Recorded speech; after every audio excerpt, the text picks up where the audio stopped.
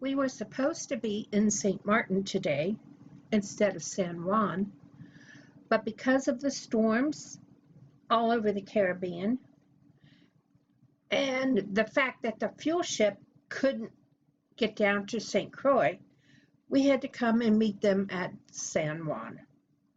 But everything turned out okay, and we won't miss any places, just different orders.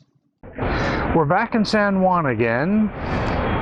This morning has been off and on rain, but it looks like it's going to be a nice day. And it looks as though we're the only ones in port today. So we're off to adventure again, see what else we can find new. We'll talk again later. Almost every time we pull into a port, you will find the workers painting or doing something to the ship to keep it in tip-top shape. Now, this particular job I wouldn't be thrilled with, trying to stand on a floating boat.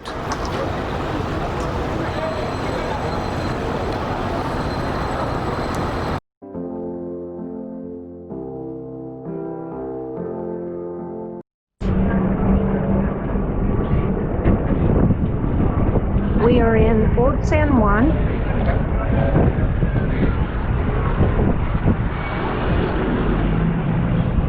And here is some more of the beautiful architecture.